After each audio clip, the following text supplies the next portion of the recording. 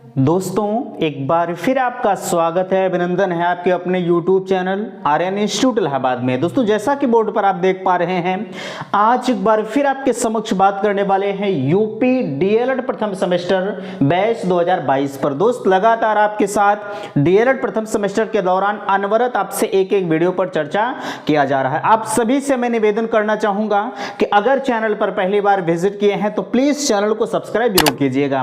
देखिए हमें लगता है कि 5 से 6 दिनों तक आपकी क्लासें जो है कुछ डिस्टर्ब रही। हमने आपसे कहा था भैया कुछ तबीयत में प्रॉब्लम चल रही थी, इस वजह से आपके बीच में उपस्थित नहीं हो पा रहे थे। आज से आपकी क्लासें अनवरत कंटिन्यू की जाती हैं। जो भी आपकी चीजें छूटी हुई हैं, मैं आपसे कहना चाहूंगा ये आपका एजुकेशन फर्स्ट पेपर और सेकंड पेपर लगभग अपने समाप्ति की तरफ चल रहा है।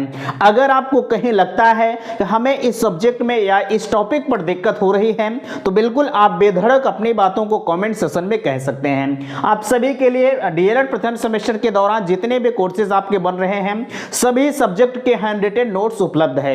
अगर आपको उस हैंड रिटन नोट्स की जरूरत पड़ रही है तो बिल्कुल मैं आपसे कहना चाहूंगा, लिंक आपके डिस्क्रिप्शन बॉक्स में है। यहां लिखा भी गया है कि डीएलएड प्रथम सेमेस्टर संपूर्ण हस्तलिखित नोट्स प्राप्त करें मात्र 150 रुपए में। 150 रुपए का मामूली सा शुल्क आप सभी के लिए रखा गया है। अगर आपको जरूरत पड़ रही है तो आप डायरेक्ट विजिट करें। वीडियो के लिंक में डिस्क्रिप्शन बॉक्स में लिंक दी गई है, वहां पर जाकर आप अपने कोर्स को परचेज कर सकते हैं। हमने आपसे कहा है इस प्राइवेट टेलीग्राम चैनल, ये जो जिस पर आप नोट्स प्राप्त कर रहे हैं, यह आप सभी के लिए प्राइवेट टेलीग्राम चैनल है।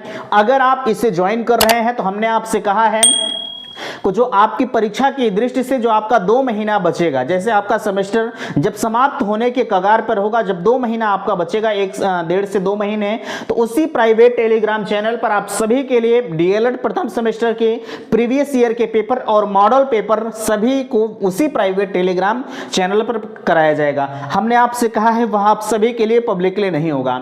अगर आप कोर्स को परचेज करते हैं तो बिल्कुल आपकी तैयारी में कहीं ना कहीं यह हैंड रिटन नोट्स बहुत रामबाण का काम करेगा। हमने आपसे यह कहा है कि आपके यह जो प्रथम सेमेस्टर की नोट्स तैयार की गई है, यह आपकी विगत परीक्षाओं को ध्यान में रखा गया है। देखिए यहां लिखा जा रहा है बाल विकास, बहरहाल ये सारी चीजें आप समझ गए होंगे, लिंक आपके डिस्क्रिप्शन बॉक्स में है, वहां से आप प्राप्त कर सकते हैं। लिखा जा रहा है बाल विकास एवं सीखने की प्रक्रिया एजुकेशन फर्स्ट पेपर। आज का जो आपके बीच में टॉपिक जा रहा है वंशानुक्रम एवं वातावरण में चैप्टर नंबर 6 को आज की इस वीडियो से हम फिनिश कर रहे हैं। ऑलरेडी आपके बीच में 2 पार्ट जा चुका है, भाग 3 लिखा गया है। यह वीडियो जो आपके बीच में जा रहा है यह पार्ट 3 जा रहा है, यानी चैप्टर नंबर 6 का तीसरा पार्ट आपके बीच में जा रहा है। यह चैप्टर थोड़ा सा लंबा होने की वजह से आपके बीच में 3 पार्ट में कर दिया जा रहा है। उम्मीद करते हैं कि आप सभी को अच्छा लग रहा है।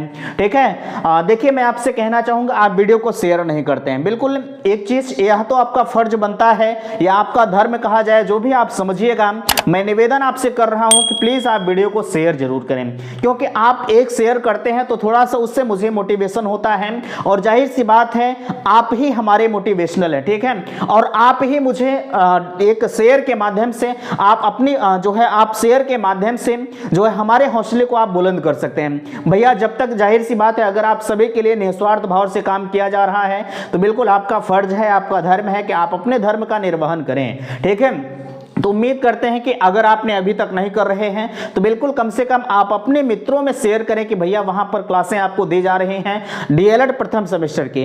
अगर आपको लाभ लेना है तो बिल्कुल आप लाभ ले सकते हैं। तो बहरहाल चलिए हम आपको ले चलते हैं अपने मोबाइल के स्क्रीन पर। फिर से मैं कहना चाहूंगा अगर चैनल पर पहली बार आए हैं तो प्लीज चैनल को सब्सक्राइब जरूर कीजिएगा। चलिए हम आपको डायरेक्टली ले चलते हैं मोबाइल के स्क्रीन पर। तो दोस्तों अब हम आ चुके हैं अपने मोबाइल के स्क्रीन पर, जहां से आप देख पा रहे हैं चैप्टर नंबर 6 का आज अंतिम वीडियो आपके समक्ष जा रहा है। देखिए हमने आपसे कहा था चैप्टर नंबर 6 के दौरान वंशानुक्रम एवं वातावरण पर हम आपसे बात करेंगे। वंशानुक्रम की अगर हम बात करें तो वंशानुक्रम आपका समाप्त हो चुका है। आज की इस वीडियो से हम वातावरण मीन्स इन्वायरमेंट को फिनिश करने का प्रयास कर रहे हैं। निवेदन आपसे करना चाहूँगा कि अगर इस PDF की ज़रूरत आपको पड़ रही है तो बिल्कुल आपके लिंक डिस्क्रिप्शन बॉक्स में दिया गया है। मामूली से शुल्क 150 रुपये का पेमेंट करके आप सभी सब्जेक्ट के हस्तलिखित नोट्स प्राप्त कर सकते हैं। चलिए वीडियो में आप देख पा रहे हैं इन्वायरमेंट पर हम आपसे चर्चा कर रहे हैं। सबसे पहले आपको यह पता होना चाहिए कि आखिरकार वातावरण व इन्वायरमेंट हम किसे कहते हैं। अर्थ एवं परिभाषा के तौर पर आप समझने का प्रयास करेंगे। वातावरण के लिए पर्यावरण शब्द का प्रयोग किया जाता है, बिल्कुल आप सभी को यह पता है, ठीक है। आगे कहा जा रहा है पर्यावरण दो शब्दों से मिलकर बना है, परिधन आवरण। इसे आप अच्छी तरह से समझने का प्रयास करेंगे। परिधन आवरण जो होता है यानी पर्यावरण दो शब्दों से मिलकर बना होता है, ठीक है। परि का अर्थ है चारों ओर तथा आवरण का अर्थ है ढका हुआ, ठीक है। देखिए यहाँ लिखा गया है परि का अर्थ है चारों ओर और तथा आवरण का अर्थ होता है ढका हुआ। ये चीज़ आप समझ पा रहे हैं। आपसे बहुत बार आपके यूपी टेट लेवल तक भी परीक्षाओं में पूछा गया है कि आखिरकार पर्यावरण का अर्थ क्या होता है, पर्यावरण का पूरा शाब्दिक अर्थ क्या होता है। इस तरह की चीज़ें आपसे पूछी गई, अर्थात यहाँ करके दिया गया है। अभी आपने देखा परि का मतलब होता है चारों ओर, आवरण का मतलब होता है ढका हुआ। यानी अगर हम पर्यावरण को एक शब्दों में कहें, ठीक है, अगर हम पर्यावरण को एक शब्दों में कहना चाहें पर्यावरण का अर्थ क्या होता है, तो आप कहेंगे चारों ओर से ढका हुआ। यही हमारे पर्यावरण का अर्थ होता है, ठीक है। आपसे पूछा जा सकता है पर्यावरण का शाब्दिक अर्थ क्या होता है, तो आप कहेंगे चारों ओर से ढका हुआ, ठीक है। अब इस पर्यावरण के तहत विभिन्न साइंटिस्टों ने अपने अनुसार कुछ मत दिए हैं। जैसे अभी तक आपने देखा है जो भी चीज़ें आपके समक्ष आ रही हैं, चाहे वह एजुकेशन फर्स्ट पेपर हो चाहे सेकंड पेपर हो, विभिन्न तरह के वैज्ञानिक इसमें अपना अपना मत दे रहे हैं।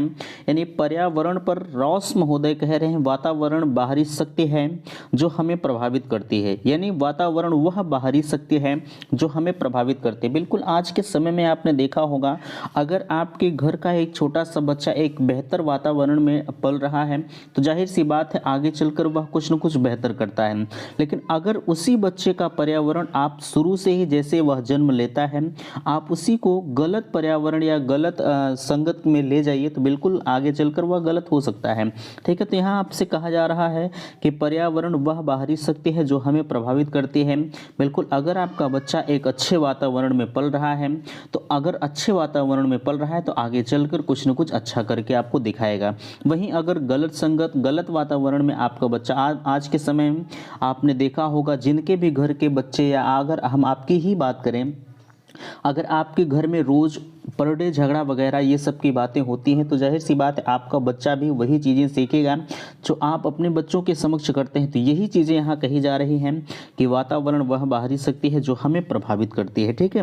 वुडवर्थ महोदय कह रहे हैं वातावरण पर, देखिए इनका क्या कहना है, वातावरण में वे बाह्य तत्व आ जाते हैं जो व्यक्ति के जीवन आरंभ करने के समय से प्रभावित किया है, ठीक है। आपसे कहा जा रहा है वातावरण में वे बाह्य तत्व आ जाते हैं। इसका क्या मतलब है, ठीक है। वातावरण में वे बाह्य तत्व आते हैं जो व्यक्ति को जीवन आरंभ करने के समय से प्रभावित करते हैं। बिल्कुल ये सारी चीज़ें आप समझ पा रहे हैं। रॉस महोदय का जो कथन है वो महत्वपूर्ण है, ठीक है। इससे आप तैयार करते हुए चलिएगा आगे। अब यहाँ देखिए लिखा जा रहा है बालक के वातावरण को प्रभावित करने वाले कारक। यानी इसका मतलब क्या है, बालक वर्तमान समय में जिस पर्यावरण में पल रहा है, ठीक है, बालक के वातावरण को प्रभावित करने वाले कारक, यानी जिस वातावरण में आपका बच्चा पल रहा है उससे हम किस प्रकार से प्रभावित कर सकते हैं, ये चीज़ें आप देख पा रहे हैं, ठीक है। इसमें पहला आपके बीच में आ रहा है पारिवारिक वातावरण, ठीक है। दूसरा आपके बीच में आ रहा है सामाजिक वातावरण, तीसरा विद्यालयी वातावरण और चौथा आपका है संचार माध्यम, ठीक है। संचार माध्यम से आपका बच्चा जो है किस प्रकार से प्रभावित हो सकता है। और पारिवारिक वातावरण आप देख पा रहे हैं, सामाजिक वातावरण देख पा रहे हैं, विद्यालयी वातावरण, संचार माध्यम। चलिए हम एक एक चीज़ों पर आपसे चर्चा करते हैं कि आखिरकार आपके घर का जो बच्चा है वह पारिवारिक वातावरण से किस प्रकार से प्रभावित हो सकता है और सामाजिक वातावरण से किस प्रकार से प्रभावित हो सकता है, विद्यालयी वातावरण और संचार माध्यम से, ठीक है। तो फिर से मैं निवेदन करना चाहूँगा कि अगर इस पीडीएफ की ज़रूरत आपको पड़ रही है तो बिल्कुल लिंक आपके डिस्क्रिप्शन बॉक्स में दिया है, वहाँ से जाकर आप इस पीडीएफ को प्राप्त कर सकते हैं। चलिए देखिए अब इस पर हम चर्चा करते हैं, एक एक पॉइंट को आप ध्यान से पढ़ते हुए चलिएगा। पहला आपके बीच में आ रहा है पारिवारिक वातावरण। देखिए इसमें आपसे कहा जा रहा है पारिवारिक वातावरण के फलस्वरूप, यहाँ से देखेंगे, देखिए इतना मैं आपसे ज़रूर कहूँगा कि इसमें जितनी चीज़ें आपको दी जा रही हैं, है ना, पीडीएफ में जो चीज़ें आपको पीडीएफ के माध्यम से से पढ़ाई जा रही हैं भैया वह आपके लिए सफिशिएंट है, कहीं आपको अदर से पढ़ने की ज़रूरत नहीं है। हाँ, इसमें एक चीज़ रहता है कि थोड़ा सा बिल्कुल शार्ट चीज़ें आपको बताई जा रही हैं, इतना चीज़ें आप ध्यान रखिएगा कि आपकी परीक्षा में भी बिल्कुल शार्ट ही पूछी जाती है, बहुत ज़्यादा लॉन्ग नहीं पूछा जाता है। इस वजह से आपको उतनी ही चीज़ें बताई जा रही हैं जो आपकी परीक्षा की दृष्टि से महत्वपूर्ण है। ठीक है, चलिए पहला कहा जा रहा है पारिवारिक वातावरण। इसके अंतर्गत आपसे कहा जा रहा है पारिवारिक वातावरण के फलस्वरूप बच्चे के व्यवहार तथा आचार विचार में अंतर दिखाई देता है। माता पिता के मानसिक विचारों तथा भावों का प्रभाव बालक के विकास पर पड़ता है। माता पिता के चरित्र स्वभाव एवं आचार विचार का प्रभाव बालक पर पड़ता है। ये देखिए 2 बार लिख जा चुका है। आगे कहा जा रहा है एक निश्चित वातावरण में रहने वाले बालक का व्यवहार वातावरण के बालकों से भिन्न होता है। इसका क्या मतलब है? यहाँ कहा जा रहा है एक निश्चित वातावरण में, जैसे आपके घर का बच्चा है अगर, ठीक है, आपके घर का बच्चा है, कभी आप उसे मार्केट नहीं ले जा रहे हैं, ठीक है, कभी आप उसे मार्केट नहीं ले जा रहे हैं, कभी उसे घर के बाहर आप नहीं निकलने दे रहे हैं, है ना। अगर वह बच्चा कभी भी घर से बाहर नहीं जा रहा है तो कहीं ना कहीं उसके अंदर वह चीज़ें नहीं उत्पन्न हो पाएंगी, जैसे जो चीज़ें बाहर से प्राप्त होती हैं। जैसे अगर वह समाज में नहीं जाएगा, ठीक है, अगर वह समाज में नहीं जाएगा तो जाहिर सी बात है वह समाज में क्या कुछ कैसे होता है वो नहीं जान पाएगा। आज के समय में आपने देखा होगा जिनके भी घर के बच्चे हमेशा शुरू से ही जो है अगर वो बाहर पढ़ रहे हैं तो गांव घरों का वातावरण नहीं समझ पाते हैं क्या कुछ कैसे होता है, ठीक है। तो यही यहाँ कहा जा रहा है एक निश्चित वातावरण में, जाहिर सी बात है अगर आप विदेश पढ़ रहे हैं, ठीक है, तो वह आपका एक निश्चित वातावरण हो गया। आप विदेश के बारे में तो अच्छी तरह से जानते हैं, जैसे आप लंदन रह रहे हैं तो लंदन के बारे में तो आप अच्छी तरह से जानते हैं, लेकिन अगर लंदन से आप देहात में आइए तो वहाँ यहाँ पर आपको सर्वाइव करने में बड़ी ही कठिनाई का सामना करना पड़ेगा, ठीक है। चलिए आगे आपसे कहा जा रहा है एक निश्चित वातावरण में रहने वाले, बिल्कुल यह चीज़ें सत्य है। ये चीज़ें आपको समझ में आई कि नहीं आई, बिल्कुल आप मुझे कमेंट सेक्शन में जरूर बताइएगा। चलिए आगे आपसे कहा जा रहा है सामाजिक वातावरण। देखिए इसके अंतर्गत कहा जा रहा है प्रायः यह देखा जाता है कि बच्चे जन्म के बाद समाज से अलग कर दिया जाए तो उसमें मानवीय गुणों योग्यताओं का विकास नहीं हो पाता है, ठीक है। यहाँ कहा जा रहा है सामाजिक वातावरण। हमने आपसे बताया अगर किसी भी बच्चे को आप समाज से अलग कर दें, है ना, किसी भी बच्चे को आप समाज से अलग कर दें, बेटा तुम्हें ये नहीं करना है, ऐसा नहीं करना है, वहाँ नहीं जाना है, वहाँ तुम्हारे लिए गलत है, तो कहीं ना कहीं बच्चों के अंदर वह चीज़ें नहीं उत्पन्न हो पाएंगी जो आप सभी को चाहिए। जैसे आप अगर समाज में नहीं जाएंगे तो जाहिर सी बात है आए दिन आपने देखा होगा जो लोग समाज से बाहर रहते हैं उन्हें तमाम तरह के ताने बाने सुनने पड़ते हैं। बहरहाल ये सारी चीज़ें तो अलग की बात है, लेकिन आप सिलेबस पर आइए, ठीक है। आप इतने समझदार हैं, आप ये सारी चीज़ें समझ सकते हैं। सामाजिक वातावरण प्रायः देखा गया है कि यदि बच्चे जन्म के बाद, जैसे आपका बच्चा जन्म लेता है और अगर उसे हम जन्म से ही समाज से अलग कर दें तो उसमें जो मानवीय गुण हैं, ठीक है, जैसे अपने बड़ों का सम्मान किस प्रकार से करना चाहिए, गुरु का सम्मान किस प्रकार से करना चाहिए, ये चीज़ें योग्यताओं का विकास नहीं हो पाएगा, ठीक है। तो इस वजह से कभी भी अपने बच्चे को आप समाज से अलग ना करें तो बेहतर होगा, ठीक है। चलिए अगला आपसे कहा जा रहा है विद्यालयी वातावरण। विद्यालयी वातावरण के अंतर्गत विद्यालयी वातावरण बालक के विकास की प्रमुख भूमिका होता है, ठीक है, या बालक विकास में भूमिका निभाता है। इसका क्या मतलब है? आज आपने देखा होगा बच्चे जब भी LKG UKG से जाते हैं पढ़ने, ठीक है, यहाँ कहा जा रहा है विद्यालयी वातावरण बालक के विकास में प्रमुख भूमिका निभाता है। बिल्कुल, अगर आपके विद्यालय का वातावरण अच्छा है तो आपका बच्चा अगर उस विद्यालय में जा रहा है तो कहीं ना कहीं वह बेहतर है। आगे आपसे कहा जा रहा है विद्यालय ही वह स्थान है जहाँ बालक की मानसिक शक्तियों का विकास होता है। अगर देखा जाए मानसिक और शारीरिक दोनों शक्तियों का विकास विद्यालय में होता है, ये चीज़ें आप जानते हैं। शिक्षण संस्था ही बालक की मानसिक शक्तियों और सामाजिक और संवेगात्मक विकास के लिए प्रेरणा प्रदान करते हैं। यहाँ बालक अनेक साथियों के संपर्क में आता है, इस प्रकार इसका शीघ्रता से सामाजिकरण होता है। जैसे यहाँ कहा जा रहा है बालक अनेक साथियों के संपर्क में आता है। जैसे यहाँ पर अगर 5000 बच्चे पढ़ रहे हैं, ठीक है, अगर यहाँ एक विद्यालय में 5000 बच्चे पढ़ रहे हैं तो 5000 बच्चे 5000 घरों से आते हैं, है ना। अगर 5000 बच्चे 5000 घरों से आते हैं तो आपका भी बच्चा उसी में जा रहा है तो कहीं ना कहीं उसके जो है 5000 बच्चों के संपर्क में वो भी आता है, तो वो अपने आंखों से देखता है कि यार बच्चा किस प्रकार से कर रहा है, क्या कर रहा है, कैसे कर रहा है, तो कहीं ना कहीं उससे भी वह सीख लेता है कि अगर वह गलत कर रहा है तो अगर आपका बच्चा थोड़ा सा समझदार है तो वो समझ जाता है कि बाबू ये हमें नहीं करना चाहिए, अगर ये कार्य हम करेंगे तो हमें मार पड़ेगी, ठीक है। ये सारी चीज़ें आप समझ पा रहे हैं। थोड़ा सा एक बार मैं और इसे रिपीट करने का प्रयास करूँगा, ठीक है। कहा जा रहा है विद्यालयी वातावरण बालक के विकास में प्रमुख भूमिका निभाता है।